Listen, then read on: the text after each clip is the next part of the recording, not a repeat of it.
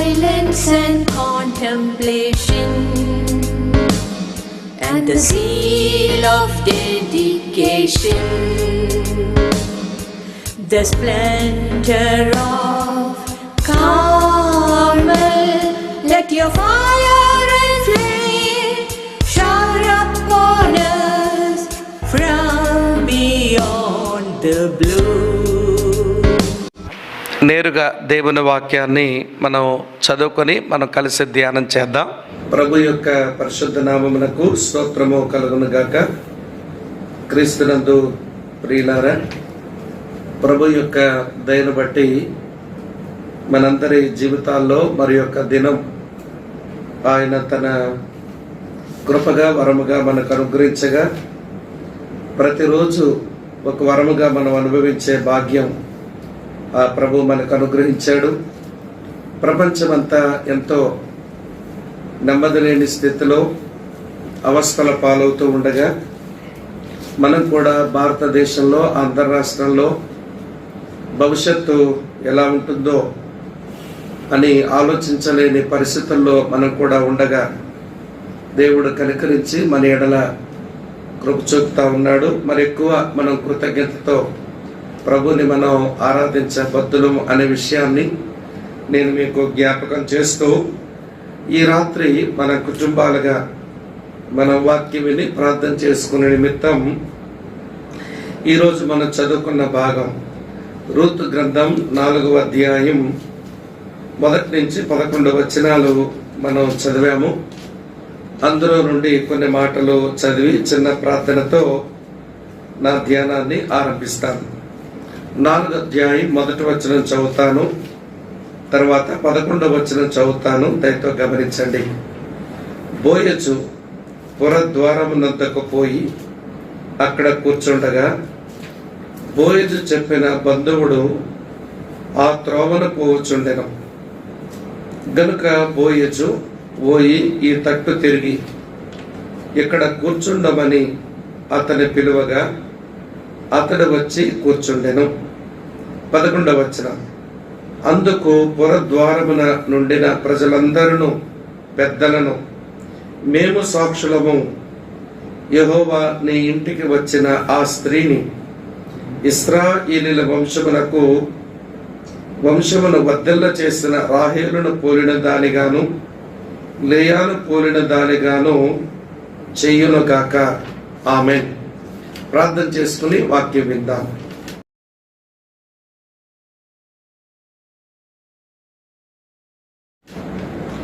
ప్రేమ పూర్ణుడువైన మా పరలోకపు మా ప్రియమైన తండ్రి, మీకు వందనాలు చెల్లిస్తున్నాము.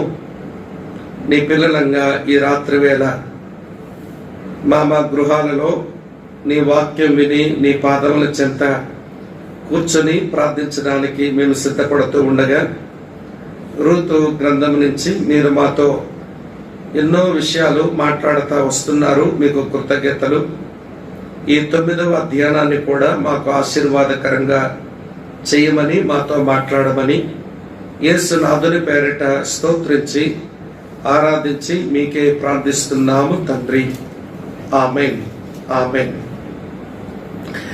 ప్రియులారా, రూతు గ్రంథం 4వ అధ్యాయం 1 నుంచి 11 వచనాల ఈ ధ్యానం, ఈ పుస్తకపు ధ్యానంలో మనం 9వ అధ్యాయం దగ్గరకు మనం వచ్చాము అనే విషయాన్ని మనం అర్థం చేసుకుని, ఈ ధ్యానంలో కూడా ప్రభు ఏం మాట్లాడగోరుతున్నాడో ఆ మాటల్ని యోగ్యమైన మంచి మనసుతో అంగీకరించడానికి మనం సిద్ధపడదాం. ప్రియులారా, ఈ భాగంలోనికి వెళ్లే ముందు ఒక్కసారి వెనుక నుంచి కొన్ని సంగతులను జ్ఞాపకం చేస్తాను, వినండి. ఈ రూతు గ్రంథం 1వ అధ్యాయంలో రూతు దేవునిని అంగీకరించిన ఒక స్త్రీగా, తన అత్తతో పాటు ఆమె బెత్లెహేముకు రావడానికి తీర్మానం తీసుకున్న ఒక స్త్రీగా ఆమెను చూస్తాం. కనుక 1వ అధ్యాయం అంతా రూతు కనపరిచిన తన అంగీకారం మనకు కనబడుతుంది.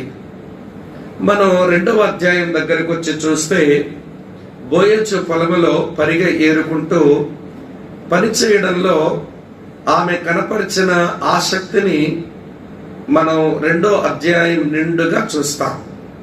అంగీకారం 1వ అధ్యాయంలో ఉంది, ఆసక్తి 2వ అధ్యాయంలో ఉంది. మనం 3వ అధ్యాయం దగ్గరకు వచ్చినప్పుడు ఆమె బోయజు దగ్గరకు ఆ రాత్రి కళ్ళములోకి వచ్చి ఆమె ఒక అభ్యర్థించింది. దానిని భక్తిపూర్వకమైన అభ్యర్థన అని మనం అంటాం. ఆ అభ్యర్థన కూడా ఎవరికీ తెలియదు. అది కూడా ప్రియులారా ఆమె బోయజుకే అది వినపరిచింది. ఈ 3 అనుభవాలు మీ జ్ఞాపకంలోకి తెస్తాను, వినండి.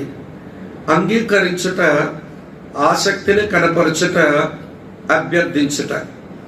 ప్రియులారా ఈ 3 అనుభవాలు అయిన తర్వాత ఇక 4వ అధ్యాయానికి వచ్చినప్పుడు ఇక జరగవలసింది ఒకటే, అంతిమ వివాహం. ఆమె జీవితంలో జరగవలసిన చివరి పని వివాహం జరగడమే. కనుక ప్రియులారా గమనించండి, ఈరోజు ఈ మాటలు మన ధ్యానానికి మనం తెచ్చుకొని మనం ఆలోచిస్తే మరో ప్రాముఖ్యమైన విషయాన్ని మనం తెలుసుకోగలుగుతాం.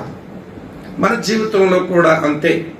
యేసుక్రీస్తు కొరకు మనం ఒక తీర్మానం చేసి మన అంగీకారాన్ని ఆయన వ్యక్తపరిచిన తర్వాత ఆయన కొరకు మనం బ్రతకడానికి ఈ భూమి మీద సరైన ఆసక్తిని మనం కనపరిచిన తర్వాత ప్రభువైన యేసు త్వరగా రమ్ము, నాకు పరిపూర్ణమైన విమోచన అనుగ్రహించుము అని మరణాత అని చెప్పి ఆ ప్రభుకి మన అభ్యర్థనను మనం తెలియజేసిన తర్వాత ఇక జరగవలసిన అంతం ఒకటే, ఆయన సముఖానికి మనం వెళ్ళాలి. కనుక ఆయన చేత మనం విమర్శించబడి బహుమానాలు పొంది ఆ పెండ్లి వధువుగా ఆయన చెంత చేరడానికి సిద్ధపడవలసి ఉంది. కనుక ఇప్పటివరకే మనందరి జీవితంలో ప్రభు కొరకు అంగీకారాలు జరిగాయి. ప్రభు కొరకు మనం ఆసక్తిని కనపరుస్తున్నాము. ప్రభుని అభ్యర్థించుకుంటూ ప్రార్థన చేసుకుంటూనే కనపడుతూ ఉన్నాము. ఇక ఆయన వచ్చినప్పుడు లేక మన మరణమైనప్పుడు ఆయన సముఖమునకు వెళ్ళవలసిన వధువుగా మనం సిద్ధపడవలసిన అవసరత ఉంది అనే విషయాన్ని గమనించాలి. ఆయన ముందుకు చేరిన రోజున మనం బహుమానమన్నా పొందాలి, లేదా విమర్శనైనా పొందుతాం. ఇది మనసులో పెట్టుకుని భూమి మీద మన జీవితాన్ని సరిగా నడిపించుకోవాలి. మనం దేవుని ఆత్మ సహాయంతో, దేవుని కృపా సహాయంతో ఏది మనసులో పెట్టుకోవాలో చదువుతాను, చూడండి. కొరింథీయులకు రాయబడిన 2వ పత్రిక 5వ అధ్యాయం నేను 9-10 వచనాలు ఇలా ఉన్నాయి, చదువుతాను, వినండి. కావున దేహమందున్నను దేహము విడిచినను ఆయనకి ఇష్టమై ఉండవలనని మిగుల అపేక్షించుచున్నాను. ఎందుకనగా తాను జరిగించిన క్రియలు చొప్పున అవి మంచివైనను సరి, చెడ్డవైనను సరి, దేహముతో జరిగించిన వాటి ఫలమును ప్రతి వాడును పొందునట్లు మనమందరమును క్రీస్తు న్యాయపీఠం ఎదుట ప్రత్యక్షము కావలయను. కాబట్టి ప్రియులరా ఈ గమ్యం, ఈ అంతం మన ముందు ఉంది.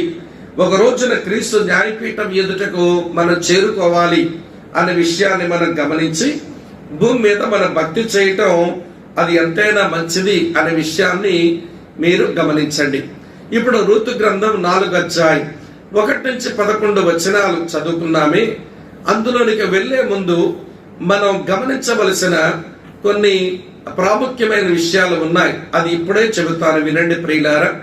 మనం గమనించవలసిన ప్రాముఖ్యమైన విషయాలలో మొదటి విషయం ప్రియులారా, బోయజు వాదము కొరకు ఒక వేదికను సిద్ధం చేసుకున్నాడు. వాదన కొరకు ఒక వేదికను సిద్ధం చేసుకున్నాడు. ఆమెను విమోచించవలసిన వాడు మరి ఒకడున్నాడు. విమోచించే పని తాను చెయ్యాలి అని ఆయన రూతు చేత అభ్యర్థించబడింది. కనుక ఇప్పుడు ఒక వాదం జరగాలి. ఆయన విమోచిస్తాడా, లేని పక్షంలో నేను విమోచించాలా, ఏదో ఒక వాదం జరగాలి. గనక వాదము కొరకు ఆయన వేదికను ఏర్పాటు చేసుకున్నాడు. ఏమిటి వాదము కొరకైన అతని వేదిక? చదువుతాను, చూడండి ప్రియులారా. 4వ అధ్యాయం నేను 1వ వచనం చదువుతున్నాను. బోయజు పుర ద్వారమునొద్దకు పోయి అక్కడ కూర్చుండగా, ఈ మాట గమనించండి. పురద్వారమునొద్దకు అనే మాట గమనించాలి. ప్రియులారా, బెత్లెహేము పురద్వారం, దీని గురించిన 2 మాటలు నేను మీతో పంచుకుంటాను, వినండి ప్రియమైన స్నేహితులారా. ఇశ్రాయేలీయుల యొక్క జీవిత చరిత్రలో వాదములు గాని, వ్యాపార లావాదేవీలు గాని ఏదన్నా జరగాలి అంటే అది పురద్వారము దగ్గరనే జరగాలి. ద్వితోపదేశ కాండం 21వ అధ్యాయం 18 నుంచి 21 వచనాల్లో దేవుడు మోషే ద్వారా మీరెప్పుడైనా వాదాలు గాని వ్యవహారాలు గాని అది జరిగించాలి అంటే పబ్లిక్ గానే పురద్వారము దగ్గరనే జరిగించండి అన్నాడు. యోబు కూడా తాను జీవించిన జీవిత కాలంలో అతను ఒక తీర్పరగా, అతను న్యాయాలు చెప్పేటువంటి ఒక పెద్ద మనిషిగా ఆయన ఎక్కడికి వెళ్ళేవాడో ఆయనే తన మాటల్లో చెప్పాడు. ఆ మాట చదువుతాను చూడండి. యోబు గ్రంథం 29వ అధ్యాయం 7వ వచనం చదువుతున్నాను. పట్టణపు గుమ్మమునకు నేను వెళ్ళినప్పుడు రాజ్య వీధిలో నా పీఠము సిద్ధపరచుకునేటప్పుడు అన్నాడు. అనగా వాదాలు తీర్చడానికి, వ్యవహారాలు మాట్లాడుకోవడానికి పురము యొక్క ద్వారం వారికి సరైనటువంటి స్థలం. ఈ రోజున కోర్టులు జరిగినప్పుడు తలుపులు వేయబడిన ఒక స్థలములో, ఒక గదిలో, క్లోజ్డ్ రూమ్ లో ఇప్పుడు మనకి వాదాలు జరుగుతాయి. కానీ ఇశ్రాయేలీయుల యొక్క చరిత్రను మనం చూసినప్పుడు వారు వాదాలు జరగాలన్నా, వారి వ్యవహారాలు మాట్లాడుకోవాలన్నా అది బహిరంగంగానే పురద్వారము దగ్గర జరగాలి. కానీ ఇప్పుడు బోయజు తన వాదములకు వేదికగా పురద్వారాన్ని ఏర్పాటు చేసుకున్నాడు. ప్రియులారా, ఈ పురద్వారం దగ్గర ఒక మాట చెప్తాను వినండి. ఎలిమెలకు నయోమి, ప్రియులారా, మహ్లోను కిల్యోను బెత్లెహేమును విడిచి వారు మోయాబుకు ప్రయాణం చేస్తున్నప్పుడు ఈ పురద్వారం గుండానే బయటకు వెళ్ళిపోయారు. అలానే ప్రియులారా, మళ్ళీ నయోమి, రూతు మళ్ళీ మోయాబు దేశం నుంచి మళ్ళీ బెత్లెహేముకు వచ్చినప్పుడు ఈ పురద్వారము గుండానే లోపలికి వచ్చారు. అలాగనే రూతు ప్రతిరోజు ఉదయం ఆ కోత జరుగుతున్నటువంటి కాలంలో యవల కోతలోను, బార్లీ కోతలోను ప్రతిరోజు ఉదయాన్నే ఆ పురద్వారం గుండానే పొలాల్లోనికి వచ్చి సాయంత్రం వరకు పరిగె ఏరుకుని మళ్ళీ అదే పురద్వారం నుంచి మళ్ళీ లోపలికి రావాలి. కనుక ప్రియులారా, ఈ పురద్వారములోనికి వచ్చినప్పుడు పురద్వారములోంచే వచ్చింది. ప్రతిరోజు కోత జరుగుతున్నప్పుడు పురద్వారం గుండానే వచ్చి వెళుతూ ఉంది. ఇప్పుడు అదే స్థలంలో ఆమెను గూర్చిన వాదన జరగాలి. ప్రియులారా, ఆమె గతించిన ముందు అధ్యాయంలో మనం చూసినప్పుడు ఆమె అభ్యర్థన రహస్యంగానే చేసింది. కానీ ప్రియులారా, ఆమె కొరకైనటువంటి వాదన ఇప్పుడు బహిరంగంగానే జరగడానికి బోయజు ఏర్పాట్లు చేశాడు.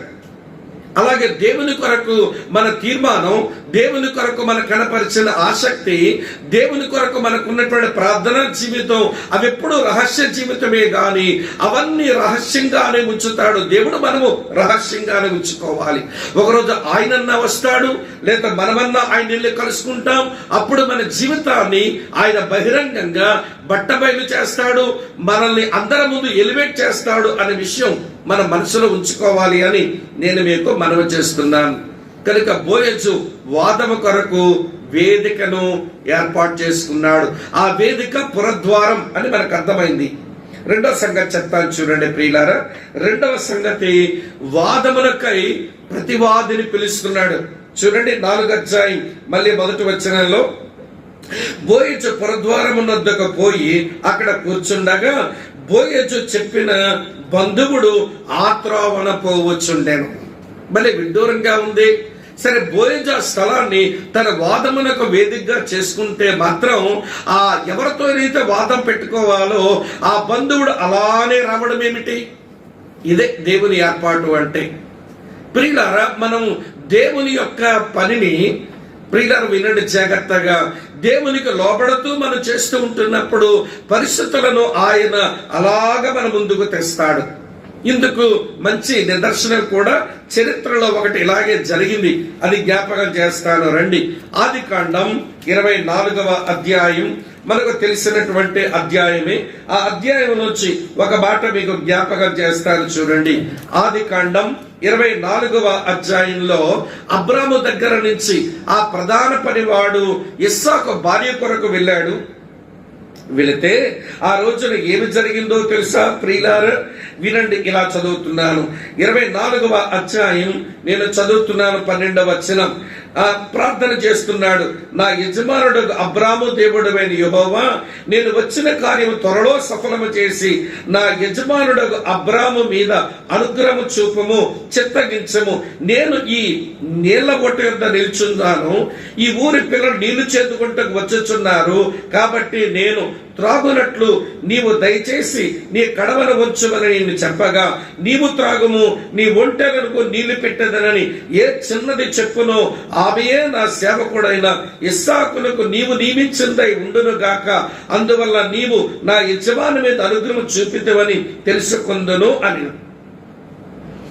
అతను ప్రార్థన చేసుకుని దేవునికి ఇలా చెప్పి కనిపెడుతున్నాడు అక్కడ.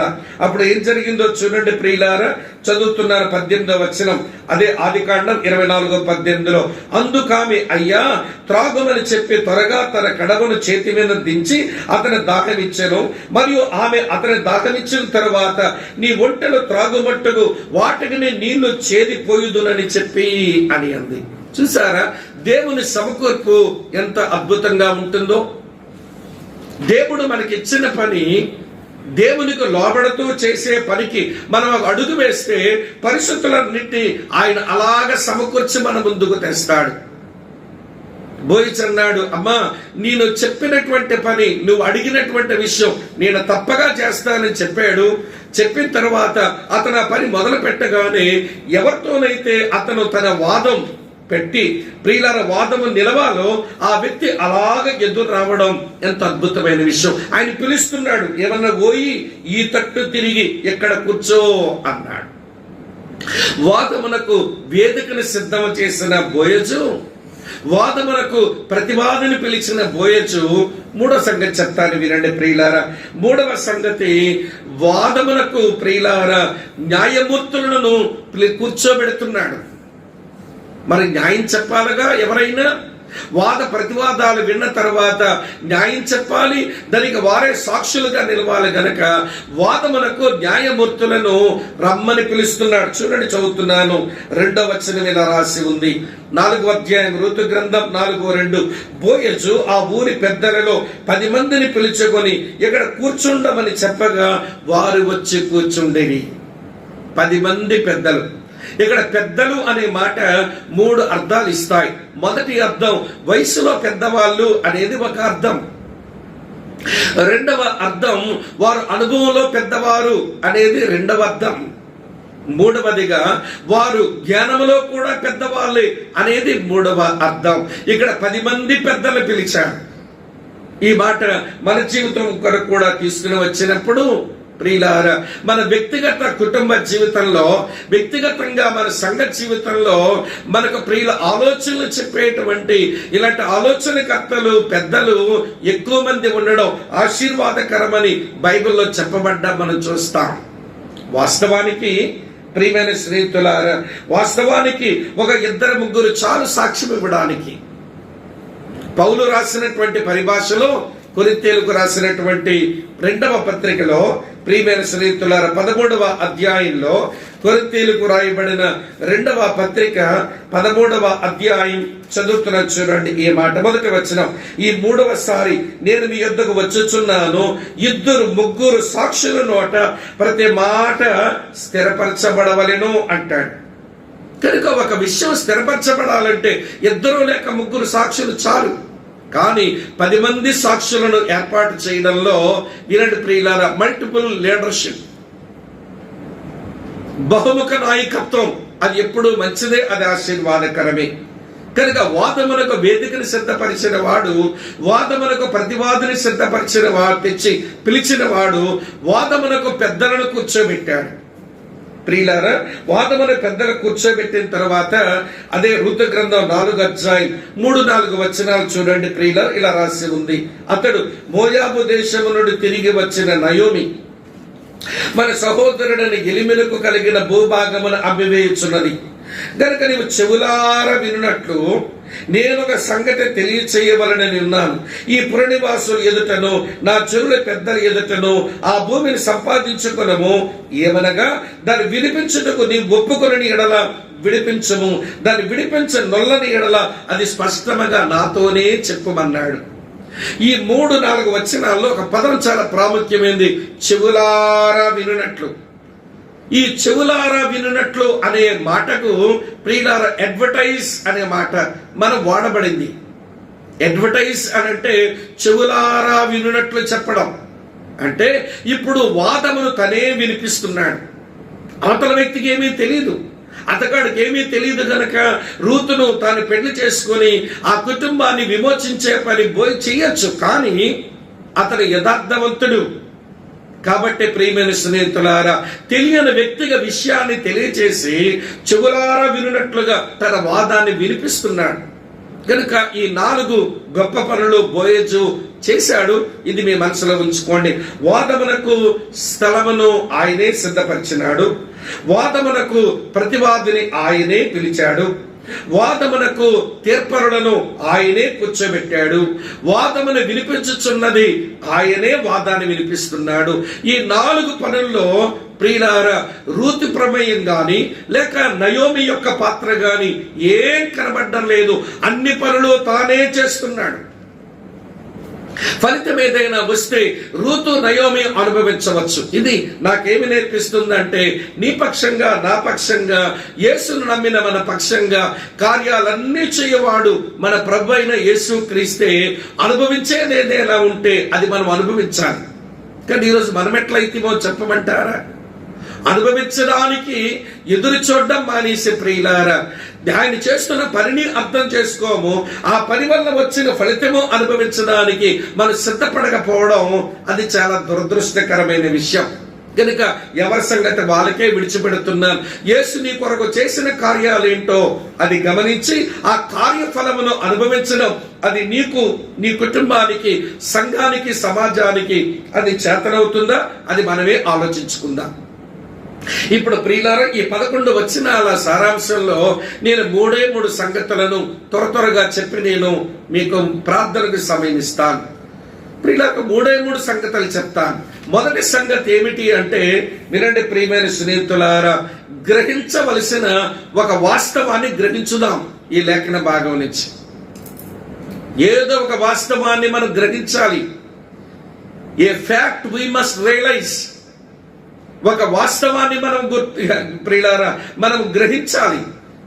అది నేను ఏమి గ్రహించాలో అది మీకు తర్వాత చెప్తాను. రెండవ సంగతి ఏంటనంటే వినండి చాలా జాగ్రత్తగా, మనం అభ్యసించవలసిన ఒక కార్యాన్ని గురించి వివరిస్తాను. మనం అభ్యసించవలసిన కార్యం, ఏ కార్యం దేవుని పిల్లలుగా మనం అభ్యసించాలో అది తర్వాత చెప్తాను. 3వ సంగతి ఏం చెప్పగోరుతున్నాను అంటే మనం గుర్తించవలసిన ఒక వ్యక్తిని గురించి చెప్తాను. నా సందేశం అయిపోతుంది. ప్రియులారా వినండి, మనం గమనించవలసిన వాస్తవం, మనం అభ్యసించవలసిన కార్యం, మనం గుర్తించవలసిన వ్యక్తి. ప్రియులారా, ఈ 3 విషయాలు ఈ రోజు ధ్యానం చేద్దాం. రేపు మరికొన్ని విషయాలు అధికంగా ధ్యానం చేయడానికి ప్రయత్నం చేద్దాం. అందులో మొట్టమొదటి విషయం ఏమిటి అంటే మనం గమనించవలసినటువంటి ఒక వాస్తవం. ఏం వాస్తవం మనం గమనించాలి అంటే ఎప్పుడైనా దేవుని పని చేస్తున్నప్పుడు దేవుని పని దేవుని మార్గంలో దేవుని వాక్యమును బట్టి దేవుని సమయాలలో చేయాలి. ఇది మనము గమనించవలసిన ఒక వాస్తవం. మళ్ళీ చెప్తానే వినండి. దేవుని పని దేవుని పద్ధతిలో దేవుని వాక్యమును బట్టి దేవుని సమయాల్లో చేయాలి. లేకపోతే మనం చాలా ప్రమాదకరమైనటువంటి అడుగులే మనం వేస్తాం. ఉదాహరణకు ఒక సంగతి మీతో పంచుకుంటాను చూడండి. సమూయేలు 2వ గ్రంథం 6వ అధ్యాయం దగ్గరకు రండి. రాజుగా దావీదు ఆయన సింహాసనాసీనుడు అయిన తర్వాత ఆయనకు వచ్చిన ఆశంతా ఏమిటి అంటే దేవుని నిబంధన మందసాన్ని అతను తీసుకుని రావాలి అన్న ఆశ కలిగిన వాడు. ఆశ మంచిదే, అయితే ప్రియమైన స్నేహితులారా, ఆ మంచి ఆశ కలిగినటువంటి ఆయన ఆ నిబంధన మందసాన్ని అతను తీసుకుని తెప్పించేటువంటి పనిలో అతను చేసినటువంటి పనిని నేను మీ కొరకు చదువుతున్నాను. చూడండి ప్రియులారా, ఏం చేసినాడు ఆయన? 6వ అధ్యాయంలో చదువుతున్నాను చూడండి. ఈ మాట 6వ వచనం ఇలా ఉంది: వారు నాకోను కళ్ళమ దగ్గరకు వచ్చినప్పుడు ఎడ్లకు కాలు జారినందున ఉజ్జా చెయ్యి చాపి దేవుని మందస్సమును పట్టుకొనగా యెహోవా కోపం ఉజ్జా మీద రగులుకొనెను. అతడు చేసిన తప్పును బట్టి దేవుడు ఆ క్షణమందే అతన్ని మొత్తగా అతడు అక్కడికక్కడనే ఆ మందస్సం ఎదుట పడి చనిపోయాను. నిబంధన మందస్సం తీసుకుని రావడం అది మంచి పని, కానీ ఆ పని ఎట్లా చేయాలి? దేవుని పని ఎట్లా చేయాలి? దేవుని పద్ధతిలో చేయాలి, దేవుని వాక్యం ఇచ్చిన విధానంలో చేయాలి, దేవుని సమయంలో చేయాలి. అది దేవుని సమయమైన ఓఎస్, దేవుని సమయమే. నిబంధన మందసం ఆ గుడారం ఎండకెండి వర్షానికి తడవడం అది పోని దేవుని మనసు కాదు. నీకు మనసు దేవుడు కలిగించినాడు, దేవునికి స్తోత్రం, మంచిదే. కానీ పని మంచిదే, సమయము సరైనదే, కానీ వాక్యమును బట్టి నువ్వు ఎంచుకోవలసిన పద్ధతి ఇదేనా? చూడండి ప్రియులారా, వాస్తవానికి నిబంధన మందసం ఎట్లా తీసుకుని రాబడాలో ఇలా చెప్పబడింది. మీ కొరకై చదువుతున్నాను చూడండి ఈ మాట. సంఖ్యాకాండం చదువుతున్నాను ప్రియులారా, 4వ అధ్యాయం మీ కొరకు 15వ వచనాన్ని చదువుతున్నాను చూడండి.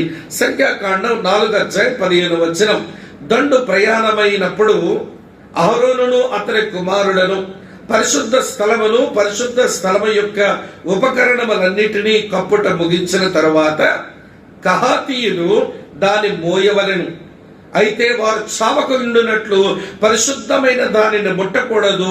ఈ ప్రత్యక్ష గుడారములో కహాతీయుల భారం అని మనం చదువుతాం. అంటే నిబంధన మందసాన్ని అన్ని సర్ది అహరోను అతని కుమారులు ఇచ్చిన తరువాత దాన్ని మోయవలసిన పని ఎవరిది? కహాతీయులది. వారు కూడా దాన్ని ముట్టకూడదు. మరి ఇప్పుడు దావీదు నిబంధన మందసం తెప్పిద్దాం అనుకున్నాడు, మంచిదే, పని మంచిదే. కానీ నువ్వు ఎంచుకున్న పద్ధతి ఏమిటి? ఆయన ఎంచుకున్న పద్ధతి చూపిస్తాను చూడండి. 6వ అధ్యాయంలో మీ కొరకు చదువుతున్నాను ఈ మాట. 3వ వచనం, సమూయేలు 2వ గ్రంథం 6:3: వారు దేవుని మందసమును కొత్త బండి మీద ఎక్కించి గిబియాలున్న అబీనాదాబు యొక్క ఇంటిలో నుండి తీసుకొని రాగా అని మనం చూస్తాం. అబీనాదాబు కుమారులకు ఉజ్జాయును అహీయును ఆ కొత్త బండిని తోలిరి అనే మాట మనం చూస్తాం. అరే, బండి మీద నిబంధన మందసం తీసుకుని రావడం అది దేవుని పద్ధత కాదు, అది ఫిలిష్తీయుల పద్ధతి. ఫిలిష్తీయుల దగ్గరకు దేవుని నిబంధన మందసం వెళ్ళిపోయినప్పుడు వాళ్ళు బండి మీద పంపించారు. ఇక్కడ దావీదు దేవుని పని చేస్తున్నాడు, కానీ ఆ దేవుని పని ఫిలిష్తీయుల పద్ధతిలో చేస్తున్నాడు. ఆ కారణం చేత వచ్చిన ప్రమాదం ఏంటనంటే, ప్రియమైన స్నేహితులారా, ఉజ్జా అక్కడికక్కడనే చావవలసి వచ్చింది. కనుక మనము గమనించవలసిన వాస్తవం ఇది. దేవుని పని దేవుని పద్ధతిలో, దేవుని వాక్యమును బట్టి దేవుని సమయాల్లో మనం చెయ్యాలి. లేకపోతే లేనిపోని ప్రమాదాన్ని మనం పొందుకోవలసి ఉంటుంది అనే విషయాన్ని మనం అర్థం చేసుకోవాలని ప్రేమతో నేను మీకు మనవి చేస్తూ ఇప్పుడు వివరణిస్తాను. చాలా జాగ్రత్తగా వినండి ప్రియమైన స్నేహితులారా. ఇక్కడ బోధించి చేస్తున్న పని ఇది దేవుని వాక్యమును బట్టి, వినండి జాగ్రత్తగా, దేవుని పని దేవుని వాక్యమును బట్టి దేవుని పద్ధతిలోనే దేవుని సమయంలో చేస్తున్నటువంటి వాడుగా ఎలా పని చేస్తున్నాడో చెప్తాను వినండి. మొదటి మాట నోట్ చేయండి, అతను శాంతముతో పని చేస్తున్నాడు. మీకేమైనా అరుపులు వినబడుతున్నాయా? ఇక్కడ ఏమైనా కేకలు వేయడం వినబడుతుందా? ఒక ప్రశాంతమైన వాతావరణంలో ప్రతివాదిని కూర్చోబెట్టాడు, పెద్దలను కూర్చోబెట్టాడు. ప్రియమైన స్నేహితులారా, ఒక ప్రశాంతమైన వాతావరణంలో వాద ప్రతివాదాలు వినిపించుదాం అనుకున్నాడు. ఫలితం వస్తే ఆ విధవరాళ్ళు అనుభవిస్తారు అని అతను పనిచేస్తున్నాడు. అతను చేసిన పని అది ప్రియులారా శాంతముతో కూడిన పని. He accomplished his work in calm atmosphere. ఇది మనం అర్థం చేసుకోవాలి. రెండో సంగతి మీతో చెప్తాను వినండి ప్రియులారా. అతను శాంతముతో చేయడం మాత్రమే కాకుండా బల జ్ఞానముతో పనిచేస్తున్నాడు. ఎంత జ్ఞానం అంటే ఇప్పుడే చదివాను మీకు. ఏదైనా ఒక వాదం అది స్థిరపరచబడాలంటే 2 లేక 3 సాక్షులు అవసరం. కానీ ఇప్పుడు ప్రియులారా, ఒక 10 మంది సాక్షులను వాద ప్రతివాదాలు విన్న తర్వాత ముగింపు ఏమొస్తుందో చెప్పడానికి 10 మంది సాక్షులను అక్కడ కూర్చోబెట్టడంలో అది జ్ఞానముతో కూడిన పని, శాంతముతో కూడిన పని, జ్ఞానముతో కూడిన పని. ప్రియులారా, 3వ సంగతి చెప్తాను వినండి. అది నిష్కపటముతో చేసిన పని. నిష్కపటం అనొచ్చు, లేదా నిష్పక్షపాతంగా చేసిన పని. అతను నిజంగా పక్షపాతం కలిగిన వాడైతే ప్రియులారా, మరొక సమీప బంధువుడికి చెప్పాల్సిన అవసరమే లేదు. అమ్మాయి వచ్చి పెళ్లి చేసుకోమని అడుగుతున్నది, వాళ్ళకేదో కొంత భూమి ఉంది, అది కొనేసుకోవాలి, వారిని విమోచించాలి చాలు అనుకోవచ్చు. కానీ వినండి, వాక్యానుసారంగానే జరగాలి. విమోచన పని లేఖనానుసారంగానే జరగాలి. నాకు అవకాశాలు వచ్చాయని, అవకాశాలు నా పక్షంగా ఉన్నాయని అవకాశాలు వాడుకునేటువంటి అవినీతి పరుడు కాదు బోయచ్చు. అందుకే అతను నిష్పక్షపాతంగా వినండి, నీవు మొదట ఆమెకు సమీప బంధువుడివి, నువ్వు విమోచించు, లేని పక్షంలో చెప్పు, తరువాత వాడిని నేనవుతాను అన్నాడు. ప్రియులారా, నిష్పక్షపాతముతో కూడిన పని. ఇంకొక మాట మీతో చెప్తాను. ఆయన జరిగించినటువంటి పని ప్రార్థనాపూర్వకమైన పని. మీరు ఇక్కడ అనొచ్చు, అన్న ఎక్కడ కనబడింది ప్రార్థన అని. మీరు 11వ వచనం చూడండి ప్రియులారా. సమస్య అంతా అయిపోయిన తరువాత ప్రార్థనతోనే ఆ సాక్షులు, పెద్దలు, తీర్పరులు సమస్యకు ఒక ముగింపు చేశారు. అందుకని ప్రేయర్ఫుల్ టాస్క్, ప్రార్థనాపూర్వకంతోనే పని జరిగింది. ఇప్పుడు మన వరకు తీసుకుని వస్తాను. ఈరోజు కుటుంబంలో కొన్ని పనులు, ఈరోజు సంఘములో కొన్ని పనులు మనం జరిగించుకుంటున్నప్పుడు కామ్గా, శాంతముతోనే చేయడం అది మనకు చేతనవుతుందా? ప్రియులారా, కొన్ని ఇళ్లలో ఒక సమస్య పరిష్కరించుకోవడానికి కూర్చుంటే వీళ్ళు మనుషులా, రోడ్డు మీద వదిలేసిన రేసు కుక్కలా అనుకోవాలి. అరుచుకుంటారు, ఖర్చుకుంటారు. అని దేవుని పిల్లలే శాంతానికి ఏమండి నిదర్శనంలా ఉండవలసినటువంటి వీళ్ళు అలా ఖర్చుకుంటున్నారు ఏంటండి? వీళ్ళకి శాంతముతో కూడిన వాతావరణం రాదా? మీకు ఆ విషయం జ్ఞాపకం చేస్తాను. 19వ అధ్యాయంలో పౌలు మీద వాద ప్రతివాదాలు జరుగుతున్నప్పుడు అల్లరల చేస్తుంటే చూడండి ఏమన్నాడు.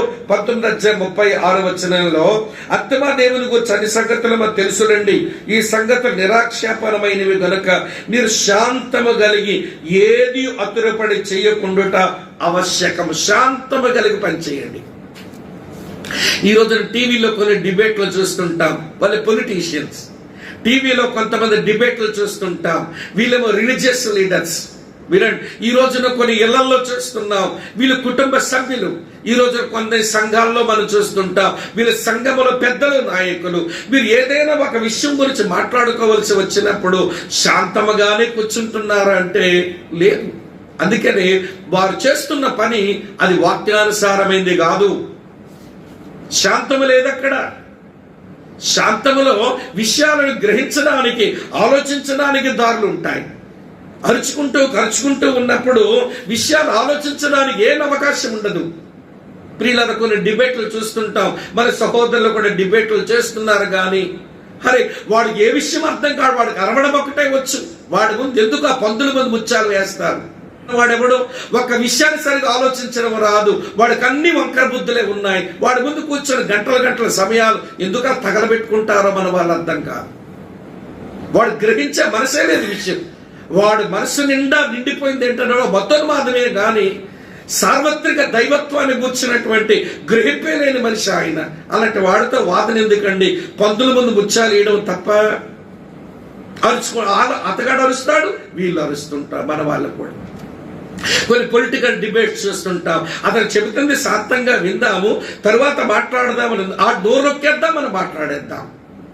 కుటుంబాల్లో కూడా అంతే. చివరికి మన సంఘాల్లో కూడా అదే దౌర్భాగ్యం. సంఘాల్లో కూర్చుంటాం, ఒక ఆయన ఏదో చెప్తా ఉంటాడు, ఒక ఆలోచన పూర్తిగా వినరాదా? శాంతంగా వినడం రాదు. పడిపోదాం అవతల మనిషి మీద. వాడు నోరు నొక్కేద్దాం, వాడు నోరు ఆపేద్దాం అనుకుంటాం. ప్రియులారా, అందుకనే మన పనులు దేవుని బట్టి, దేవుని వాక్యమును బట్టి, దేవుని పద్ధతుల్లో జరగడం లేదు అని చెప్పాల్సి వస్తుంది. రెండో సంగతి, జ్ఞానముతో చెయ్యాలంట పని.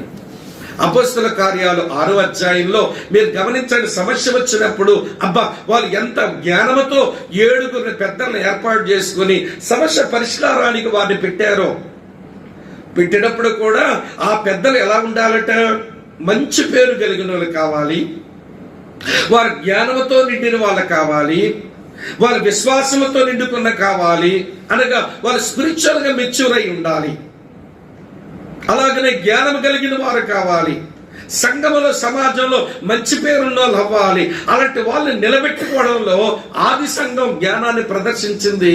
కానీ ఈ రోజున మన పనులు ప్రియులారా జ్ఞానముతో చేసేవి కనబడ్డం లేదు.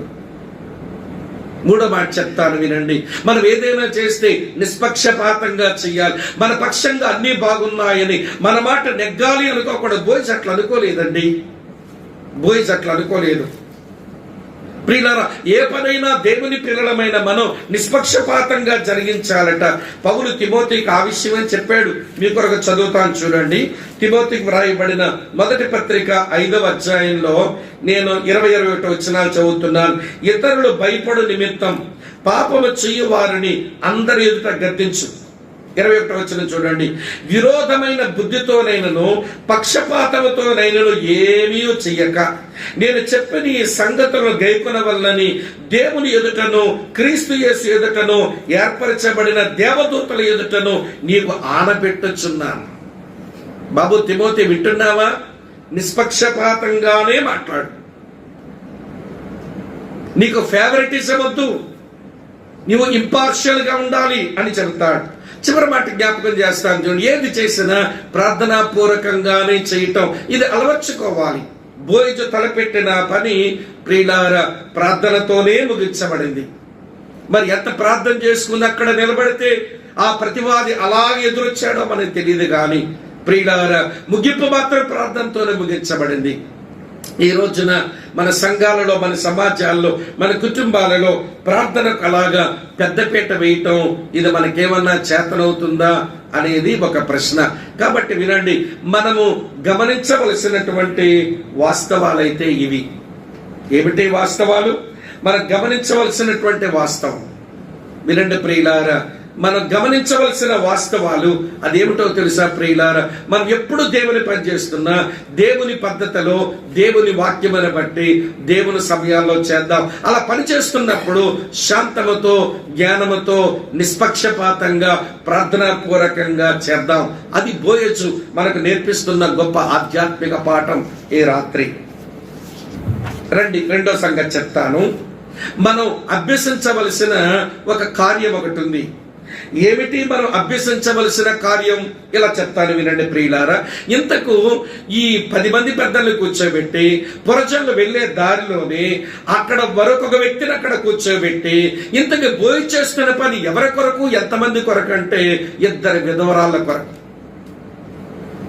ఏమిటి అతను అభ్యసించినటువంటి కార్యం అంటే విధవరాలను సంరక్షించాలి అనేది అతని మనసులో పడింది.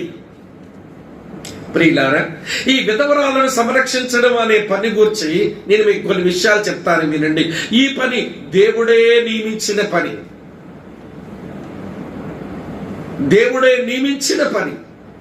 ఎలాగ నియమించినాడు దేవుడు? మీ కొరకు చదువుతాను చూడండి.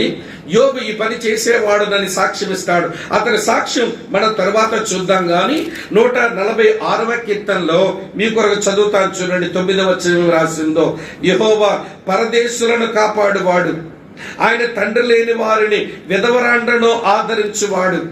ఆయన విధవరాండ్రను ఆదరించే దేవుడు. అటువంటి దేవుని నమ్మిన మీరు నిజమైన భక్తి చేస్తే ఎట్లా చేయాలని అన్నాడో యాకోబు. చదువుతాను చూడండి. యాకోబు రాసిన పత్రిక 1వ అధ్యాయం 27వ వచనం మీ కొరకు చదువుతున్నాను చూడండి. మంచి మాట. తండ్రి అయిన దేవుని ఎదుట పవిత్రమైన నిష్కలంకమైన భక్తి ఏదనగా దిక్కులేని పిల్లలను, విధవరాండ్రను వారి ఇబ్బందులో పరామర్శించుట. విధవరాండ్రను వారి ఇబ్బందిలో పరామర్శించుట. విధవరాలను జ్ఞాపకం చేసుకోవాలి. విధవరాల సంరక్షణ, పోషణ కొరకు ఆలోచించాలి. అందుకని యోబు అంటాడు, నేను అలా జీవించాను అన్నాడు. చూడండి, ఆయన గారు సాక్ష్యం చెప్పి ముందుకు వెళదాం. యోబు గ్రంథం 29వ అధ్యాయంలో నేను 13వ వచనం మీ కొరకు చదువుతున్నాను మిత్రులారా, గమనించండి. యోబు గ్రంథం 29:13 ఇలా ఉంది: నశించుటకు సిద్ధమయ్యున్న వారి దీవెన నా మీదికి వచ్చెను, విధవరాండ హృదయమును సంతోషపెట్టితిని. విధవరాండ హృదయమును సంతోషపెట్టితిని. నేను విధవరాళ్లను సంరక్షించడంలో, వారి పోషణ చూడడంలో నేను ఎప్పుడు వెనుకాడలేదు అన్నాడు. అందుకని ప్రియమైన స్నేహితులారా, వినండి, మనం అవలంబించవలసిన, అభ్యసించవలసిన ఒక కార్యం ఏంటంటే, వినండి, విధవరాళ్లను లేకపోతే దిక్కుమాలినటువంటి వారిను సంరక్షించడం ప్రియులారా, ఇది దేవుడే ప్రియులారా అనుగ్రహించినటువంటి ఒక పని. మనకు దేవుని పిల్లలకు దేవుడు అనుగ్రహించిన పని. ఇది అర్థమవడానికే ప్రభువైన యేసు భూమి మీద ఉన్నప్పుడు మంచి సమరయుని కథ చెప్పినాడు. మంచి సమరైన వృత్తాంతంలో దెబ్బలు తిని రోడ్డు పక్కన పడవేయబడి వస్త్రాలు లేక దిగంబరగా ఉన్న వ్యక్తిని పట్టించుకోవాలి. అదే ప్రభువైన యేసు చెప్పినటువంటి మంచి సమరైన వృత్తాంతములోని మాట. కనుక మనం అభ్యసించవలసిన కార్యం ఎవరి సంరక్షణ పని. అది మొదటి మాట అయితే, రెండో మాట ఏంటో తెలుసా?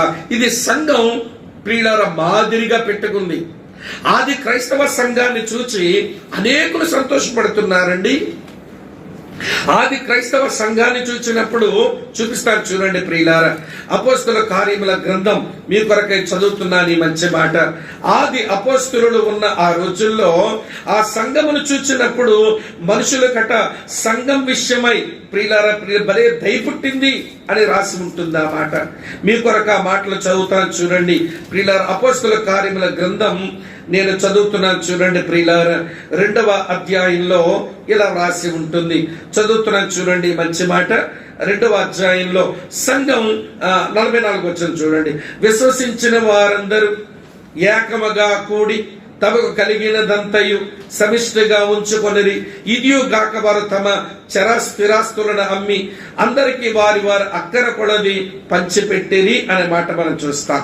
అలా సంఘం ఉంది గనక చూడండి 46 వచనంలో, మరియు వారు ఏక మనస్కులై ప్రతి దినము దేవాలయములో తప్ప కూడుకొనొచ్చు, ఇంటింటా రొట్టె విరుచుచు దేవుని స్తుతించుచు ఉండడం వలన, చూడండి కింద మాట, ప్రజలందరి వలన దయ పొందిన వారే.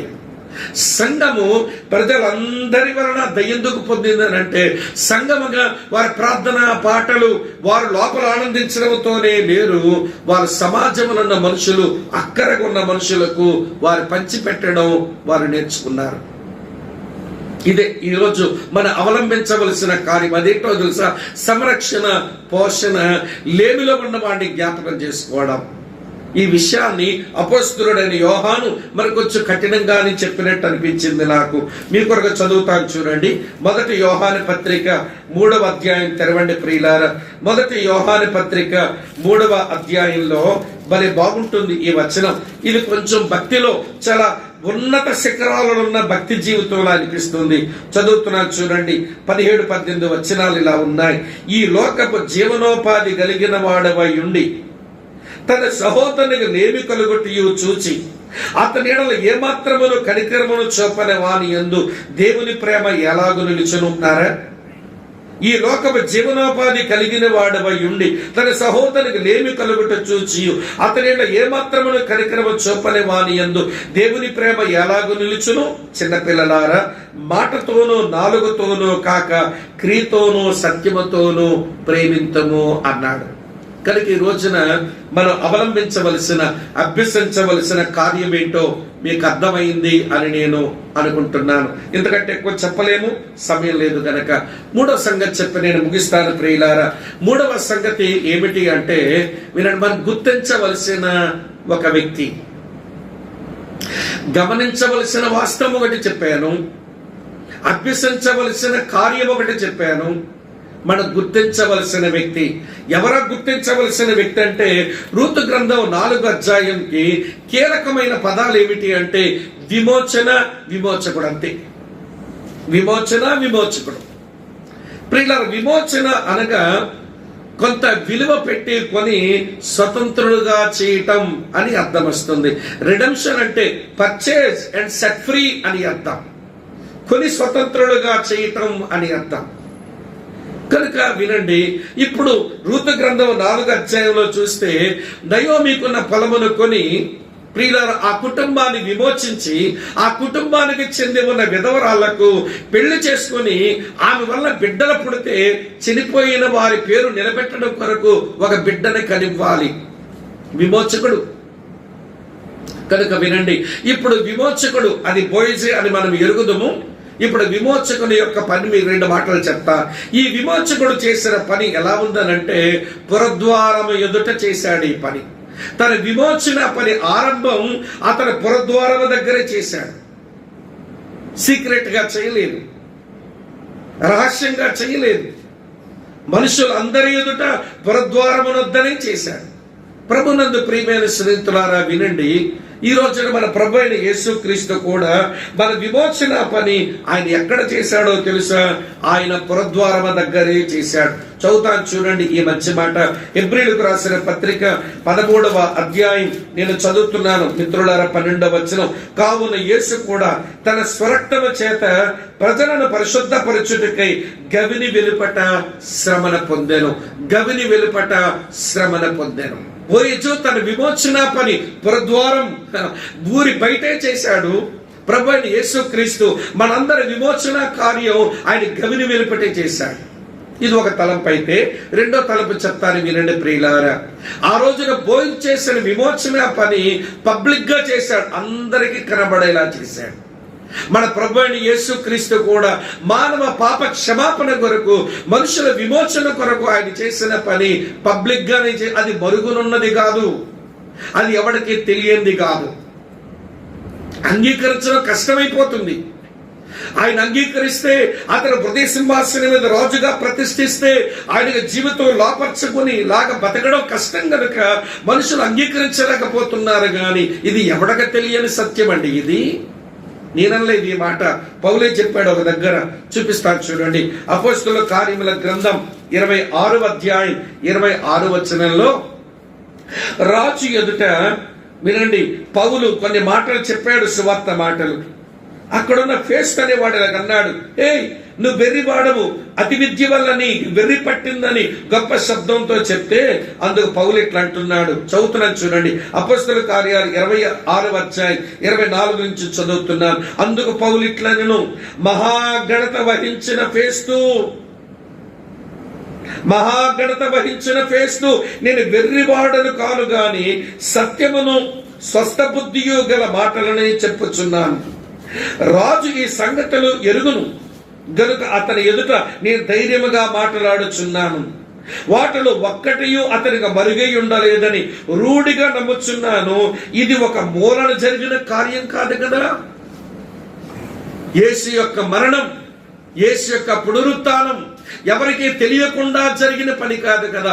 మానవ విమోచన కొరకు యేసు చేసిన కార్యం ఒక మూలన జరిగిన కార్యం కాదు కదా. ప్రియమైన స్నేహితులారా, బోయజు ఆ విమోచన పని ఊరి బయటే చేశాడు.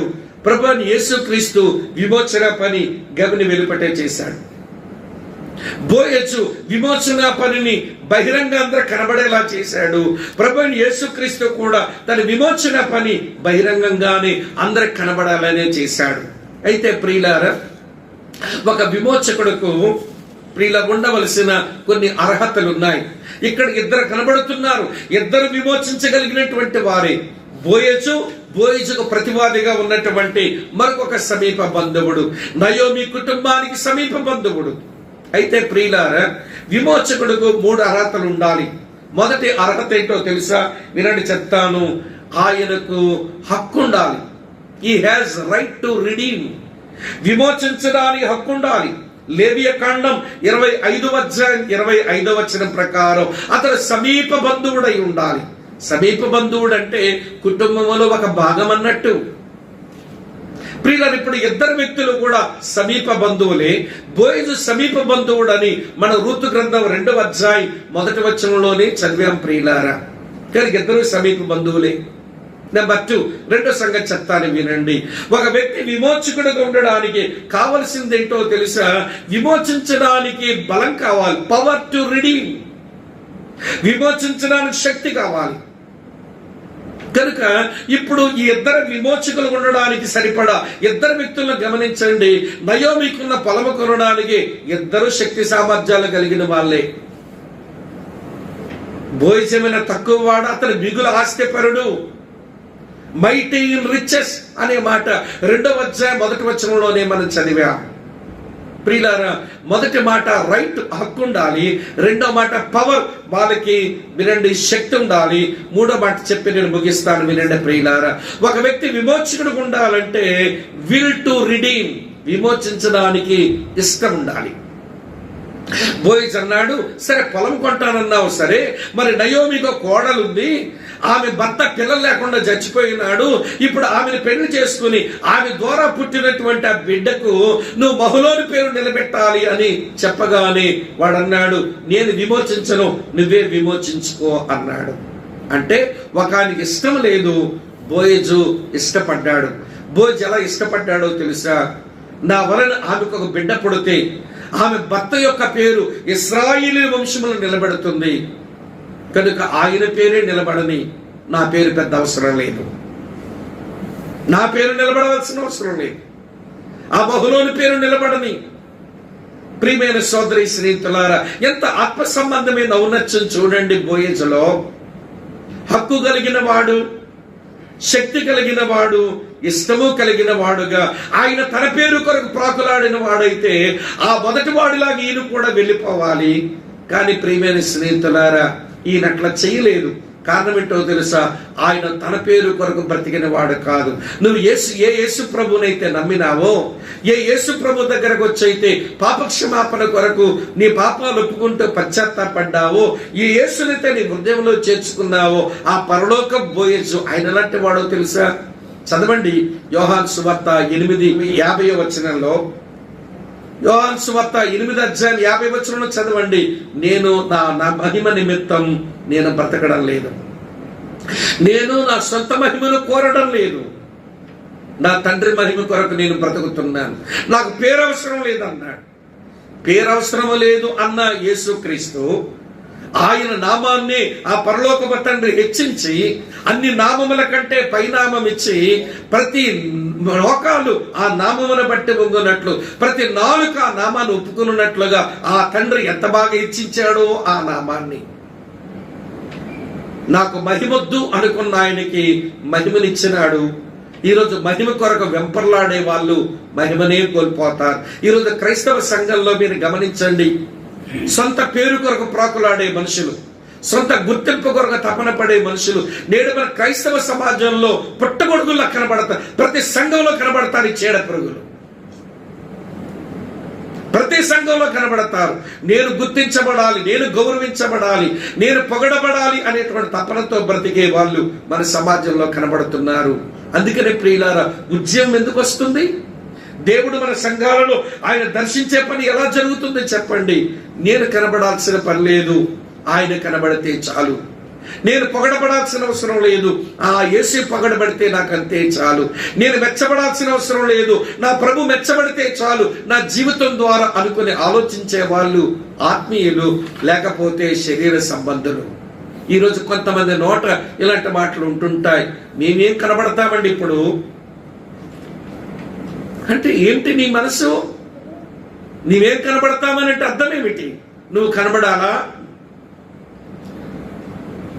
నేను అభినందిస్తారు, వందనాలు చెప్తారు, థ్యాంక్స్ చెప్తారు.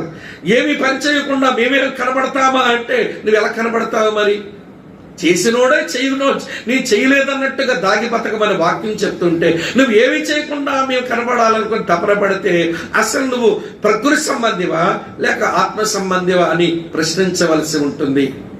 ప్రియులారా, నాకు ఇష్టమైన ప్రార్థన చాలా సంవత్సరాల క్రితం చదివాను. ఆ దైవజనుడు అంటున్నాడు, ప్రభువా నీ మందిరములో అందరూ కాలు తుడుచుకుని ఒక గోని పట్టలాగా నన్ను వాడుకోనాయన, నాకంతే చాలు.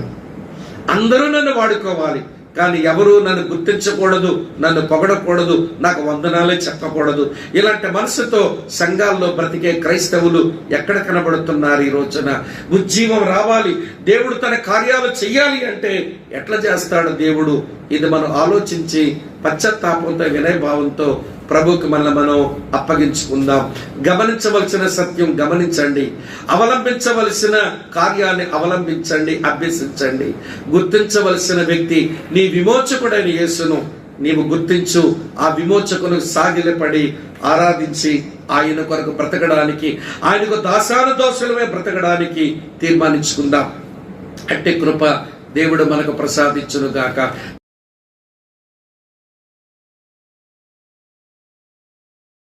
ప్రేమగల తండ్రి, మీ కృతజ్ఞతలు. మీరు మాకు ఇచ్చిన వాక్యం కొరకే స్తుతిస్తున్నాం. మా ప్రియులందరి జీవితంలో ఈ మాటలు పనిచేయనివ్వండి. మమ్మల్ని వంచండి, మమ్మల్ని విరవండి, మమ్మల్ని దంచండి, మమ్మల్ని సరిచేయండి. ప్రభు నామంలో ప్రార్థిస్తూ నాయన మా దేశం, ప్రపంచం నాయన పరిస్థితులన్నింటిలో మీ జోక్యం జరగనిమ్మని కోరుకుంటూ యేసు నామములో స్తుతించి ప్రార్థిస్తున్నాము తండ్రి. ఆమేన్, ఆమేన్. THANKYOU, thank you, thank you. THANKYOU, thank you, thank you.